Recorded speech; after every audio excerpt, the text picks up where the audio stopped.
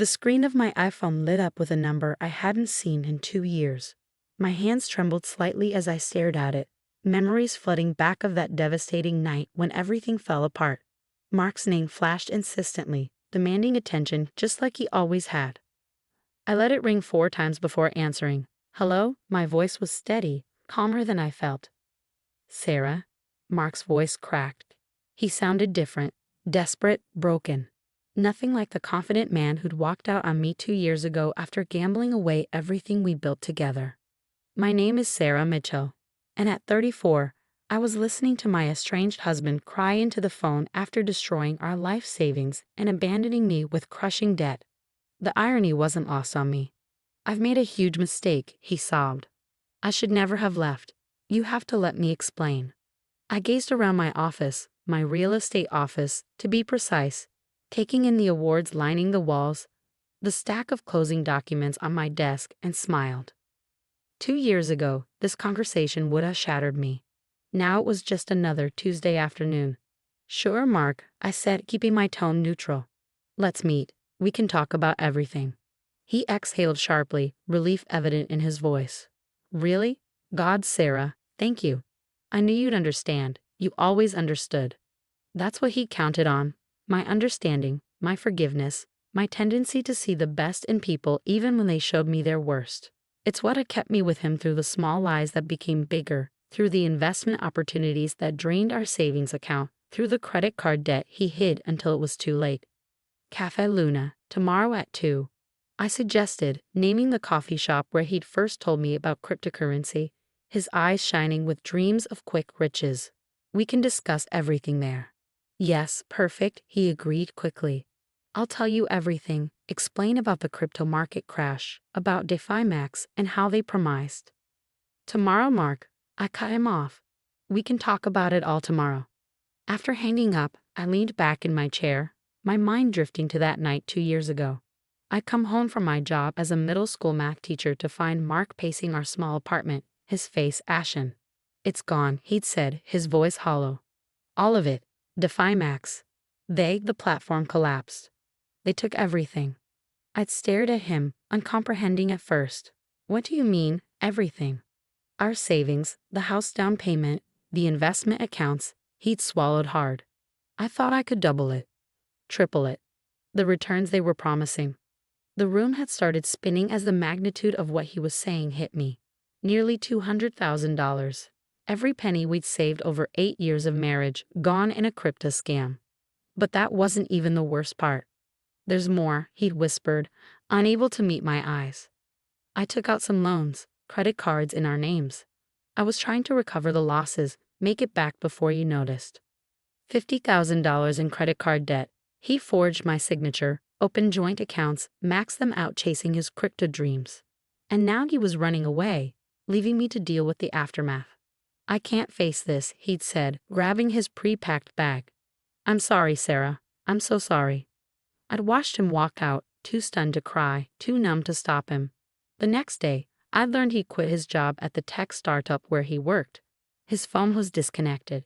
He'd vanished, leaving me with nothing but debt and broken promises. But that night, sitting among the ruins of our life together, something had shifted inside me. I'd always been good with numbers, had always understood the power of compound interest and smart investments. I tried to tell Mark that get-rich-quick schemes never worked. That patient, strategic growth was the key to building wealth. He'd never listened. He wanted fast money, crypto millions, the excitement of high-risk trading. And now here I was at 32, starting over with less than nothing. The next morning, I called in sick to work and started making plans. First, I contacted a lawyer who specialized in debt and divorce cases. Then I called my brother Mike, who'd been in real estate for years. I need a change, I told him. I need to rebuild, and I need to do it my way. Mike had listened, really listened, as I laid out my plan. I'd always helped him with the financial aspects of his real estate deals, understanding market analysis and investment potential. Now I wanted to do it myself. You'd be great at it, he'd said. But what about the teaching job? The benefits, the stability? I'll keep teaching for now, I'd replied. But nights, weekends, I'm going to study for my real estate license. I'm going to learn everything I can about property investment, about building real wealth. And I did. For 6 months, I worked my teaching job, studied real estate in every spare moment, and systematically negotiated with creditors to manage the debt Mark had left me with. I lived on rice and beans, sold everything I could, and put every extra penny toward paying down those credit cards. I got my real estate license on a Wednesday. By Friday, I had my first listing through Mike's connections. A month later, I had 3 more. It turned out my teaching skills translated perfectly to real estate. I could break down complex market data for clients, help them understand their options, guide them through the biggest purchase of their lives. Within a year, I paid off half the credit card debt through commissions and careful budgeting. 6 months after that, I opened my own boutique real estate firm specializing in investment properties and first-time homebuyers. I understood their fears, their dreams of building something secure. I'd lived it. Now, sitting in my office 2 years after Mark walked out, I was debt-free and running a successful business.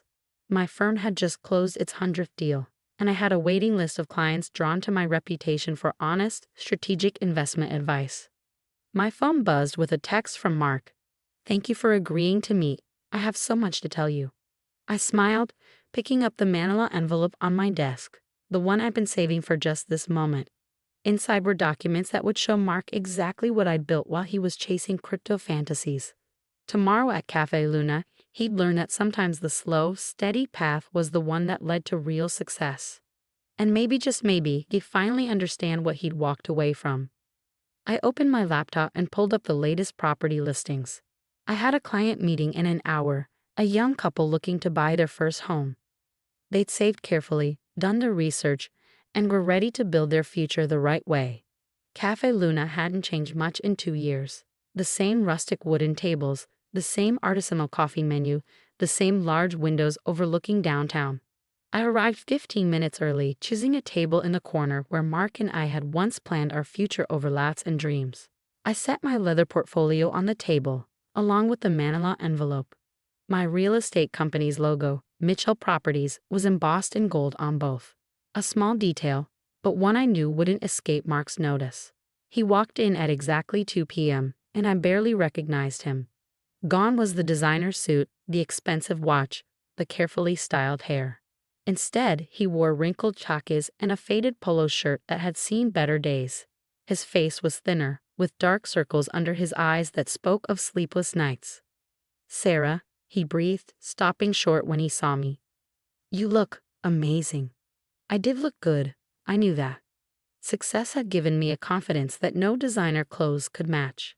My navy blazer and silk blouse weren't just expensive. They were earned.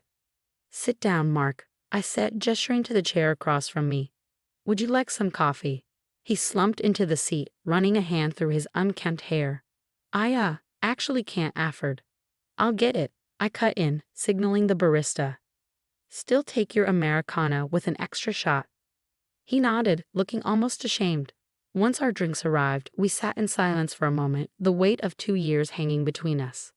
"Sarah," he started. "Let me go first," I interrupted, opening my portfolio. "Before you tell me whatever you came to say, I want to show you something." I pulled out a series of photographs, laying them on the table one by one. Beautiful homes, modern office buildings, luxury apartments, all properties I'd helped clients buy or sell over the past 2 years. "These are just a few of my recent deals," I said calmly. "Mitchell Properties specializes in investment real estate. We've closed over 100 transactions in the past year alone." Mark's eyes widened as he looked at the photos, then at me, then back at the photos. "Mitchell Properties? You started your own company?" I nodded, pulling out more documents. "After you left, I had 2 choices. I could let your mistakes destroy me, or I could rebuild. I chose to rebuild." His hands trembled slightly as he reached for his coffee. "The debt? I know I left you with $50,000 in credit card debt," I finished for him. "Yes, you did. Would you like to see how I handled that?" From the manila envelope, I extracted a stack of credit card statements, all stamped paid in full in red ink. I laid them out one by one, watching his face as realization dawned. "That's impossible," he whispered. "How did you?" "The same way anyone builds real wealth, Mark. hard work, smart investments, and patience. No crypto scams, no get-rich-quick schemes. Just strategy and dedication. I pulled out my company's latest financial statement. Mitchell Properties is now worth more than we ever had in savings. The difference is, this wealth is real. It's built on actual property, actual transactions, actual value. Mark slumped in his chair, his coffee untouched. I don't know what to say. When everything crashed with DeFiMax, I thought, I couldn't face you. I couldn't face anyone. So you ran, I said, my voice steady but cold. You left me to deal with the debt, the creditors, the shame. Do you know what that was like, Mark? Having to explain to everyone why my husband had disappeared. He flinched at my words. I was a coward, he admitted. I've spent the last 2 years trying to recover, trying to make it back, but everything I touched turned to dust. Every investment, every opportunity. Because you're still looking for the easy way, I said, pulling out one final document. You haven't learned anything. What's that? He asked, eyeing the paper warily. Divorce papers, I replied, sliding them across the table.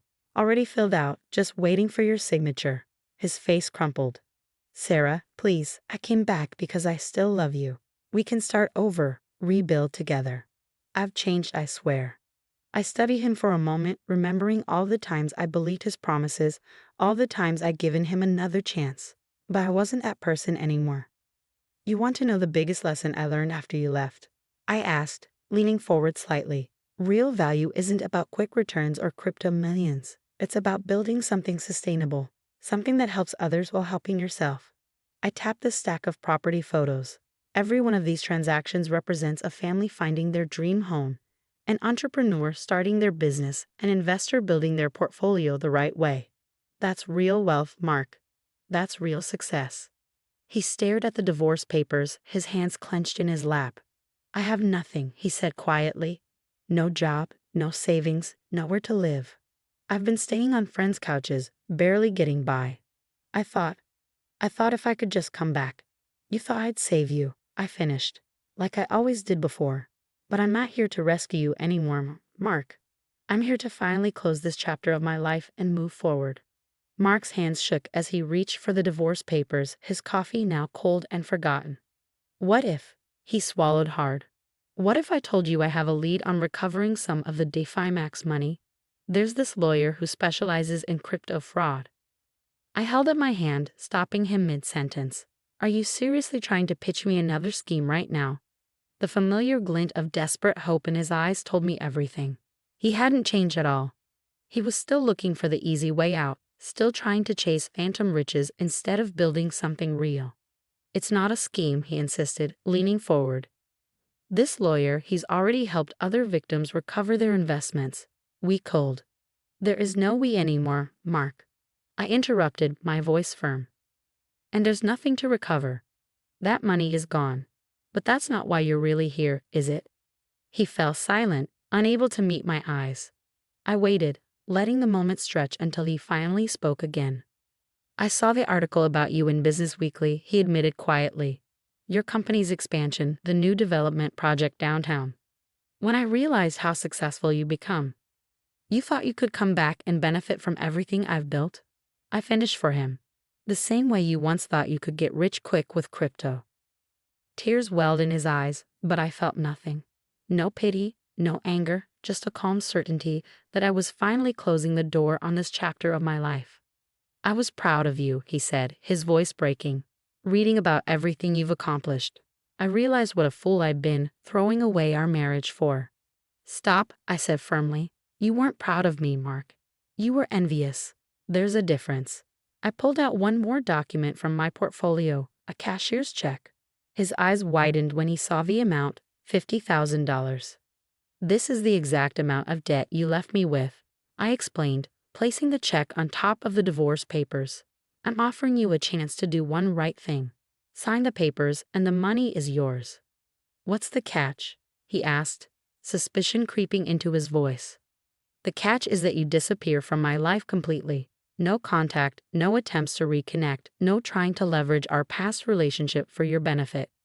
You take this money and you do what you should have done 2 years ago, start over. And if I don't sign? I smiled, gathering my photos and documents back into my portfolio.